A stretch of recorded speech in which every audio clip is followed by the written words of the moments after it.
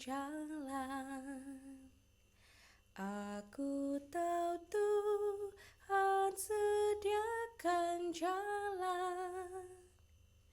Dalam doaku pandang malam gelap jadilah terang. Aku tahu Tuhan sediakan jalan. Yosua 13 masih dalam kepemimpinan Yosua, ya saudara. Artinya Yosua bin Nun ini masih hidup dan masih memimpin. Tetapi yang menarik itu begini saudara, apa yang dijalankan Yosua adalah apa yang difirmankan Tuhan kepada Musa, pemimpin terdahulu. Dan apa yang Tuhan firmankan kepada Musa inilah yang dikerjakan oleh Yosua. Bahkan sampai usianya yang lanjut di pasal 13 ini. Ini sangat menarik saudara. Sangat menarik untuk kita jadikan patron kepemimpinan gereja. Saya mengajak kita memperhatikan ayat ini di ayat 32 yang ditulis begini saudara. Itulah semuanya yang dibagikan Musa sebagai milik pusaka di dataran Moab di sebelah timur sungai Yordan dekat Yeriko. Lalu yang melaksanakan firman itu siapa? Jawabannya Yosua. Tuhan memberikan firman kepada Musa dan yang melaksanakan adalah Yosua. Menarik bukan? Lalu apakah Yosua lebih rendah kualitasnya dari Musa? Jawabannya tidak. Umat yang dipimpin oleh Yosua dituliskan itu cenderung lebih taat dan mudah diatur dibandingkan dengan umat di zaman Musa yang tegar tengkuk, suka melawan, bahkan Musa sendiri seringkali dilawan. Dan Yosua ini lahir dari zaman umat yang tegar tengkuk itu, keras kepala dan suka melawan Tuhan, bahkan melawan pemimpinnya, dalam hal ini Musa pada waktu itu, dan dilakukan berulang kali. Tetapi rupanya virus tegar tengkuk, keras kepala dan suka melawan ini tidak menular kepada Yosua, tidak mempengaruhi Yosua, dan Yosua tidak memberi diri terkontaminasi dengan situasi dan kondisi yang ada pada waktu itu. Yosua adalah pribadi yang penurut dan patuh. Jauh sebelum menjadi pemimpin, Yosua ini adalah abdi Musa, pembantu Musa. Yosua menunjukkan suatu pengabdian dan kasih yang mendalam kepada Allah yang seringkali berada di hadapan Allah untuk jangka waktu yang lama. Dialah orang yang sangat menghargai kehadiran Allah yang Maha Kudus. Ia pasti belajar banyak dari Musa. Nah ini calon pemimpin yang pada waktu itu yang benar-benar belajar dari pendahulunya, dari tuannya, dari Musa.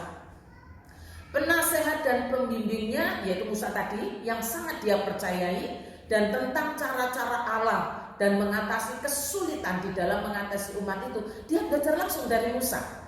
Tidak segan untuk belajar. Dia tahu Tuhan telah memilih Musa. Yosua adalah pribadi yang penurut dan patuh kepada Tuhannya, dan juga penurut dan patuh kepada Musa, pemimpin terdahulu.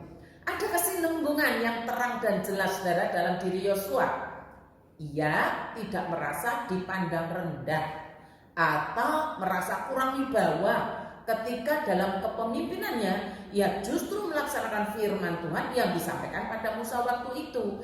Ini bukti orang yang setia dan saleh. Dari kisah Yosua di atas kita dapat menarik pelajaran tentang kepemimpinan gereja. Dan ketika kita membahas tentang kepemimpinan gereja, berhubungan langsung dengan jemaat, Bapak, Ibu, Saudara, dan saya. Kepemimpinan gereja harus berkesinambungan, sinambung dalam mengerjakan firman Tuhan. Dalam kesinambungan ini bisa terjadi kalau apa yang diyakini dari firman itu sama seperti yang diyakini Yosua, dan seperti itulah keyakinan Musa. Indah ya saudara. Semoga saja Tuhan berkenan menempatkan Yosua yang patuh dan taat kepada Tuhan dan patuh taat kepada pemimpinnya. Saya menemui dua contoh pemimpin dalam satu komunitas, sama-sama memakai Yosua sebagai contohnya. Contoh yang pertama saya menyimpulkan dengan kalimat begini saudara. Untuk memimpin umat yang jumlahnya banyak, Musa bisa dibilang gagal. Saya yang bilang maksudnya saudara, bisa dibilang gagal. Bahkan dirinya sendiri juga dihukum Tuhan, tidak boleh masuk tanah Kanaan, hanya boleh melihat dari jauh. Tetapi Musa berhasil mendidik seorang Yosua, abdinya, orang terdekatnya, yang ternyata dalam kepemimpinannya kemudian terbukti benar-benar setia dan taat walau Musa sudah meninggal.